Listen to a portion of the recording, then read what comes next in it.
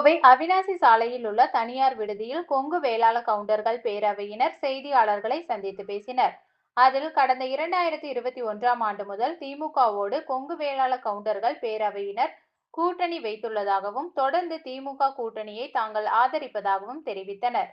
இலவச மின்சாரம், இடஒதுக்கீடு, தீரன் சின்னமலைக்கு சிலை, உக்கடம் மேம்பாலத்திற்கு தங்கள் மூத்த தலைவர் சுப்பிரமணியத்தின் பெயர், கொங்கு வேளாள கவுண்டர் சமுதாயத்திற்கு தொடர்ந்து நலத்திட்டங்களை செய்து வருவதாக தெரிவித்தார்.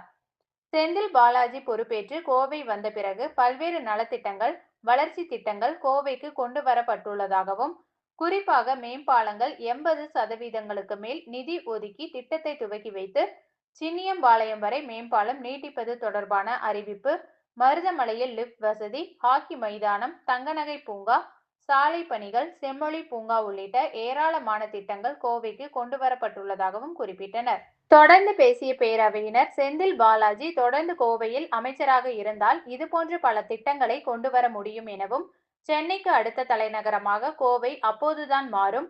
மீண்டும் திமுக ஆட்சி அமைத்தால்தான் மக்கள் நிம்மதியாக இருப்பார்கள். அதற்காக திமுக கூட்டணியை ஆதரிப்பதோடு, கோவை மாவட்டத்தில் உள்ள 10 தொகுதிகளிலும் திமுக கூட்டணி வேட்பாளர்களை ஆதரித்து வீடு வீடாக தங்களது அமைப்பினர் பிரச்சாரம் செய்ய உள்ளதாகவும் தெரிவித்தார். கடந்த 10 ஆண்டுகளுக்கு முன்பு கோவை திமுக கோட்டையாக இருந்து இடையில் சிறிது இடைவெளி ஏற்பட்டது.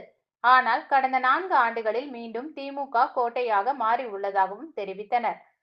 கோவையில் கொங்கு வேளாள கவுண்டர்கள் மற்றும் அருந்ததியினரையும் இணக்கமாக அரவணைத்து செல்லும் தலைவராக முதல்வர் ஸ்டாலின் இருப்பதாகவும், கோவையின் பெரும்பான்மை சமூகத்தினர் ஆதரவு உள்ளதால் திமுக 10 தொகுதிகளிலும் வெற்றி பெறும் என தெரிவித்தார். எங்கள் சமுதாயமாக இருந்தாலும் எடப்பாடி பழனிசாமி கொங்கு வேளாள கவுண்டர்கள் சமுதாயத்திற்கு என்ன செய்தார் என கேள்வி எழுப்பிய அவர், ஏதாவது செய்திருப்பதாக குறிப்பிட்டால் பார்க்கலாம் என தெரிவித்தனர்.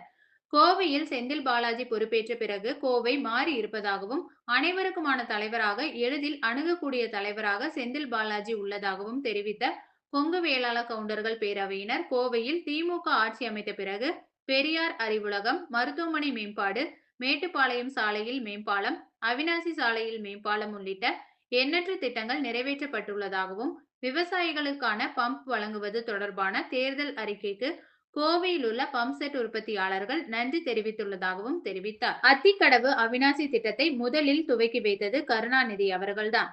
இறுதி கட்ட நிதியையும் ஒதுக்குவார் எனவும், கோவை விமான நிலைய விரிவாக்கத்திற்கு நிலம் எடுத்த விவசாயிகளுக்கு நிதியை விடுவித்தது திமுக அரசு என தெரிவித்தார்.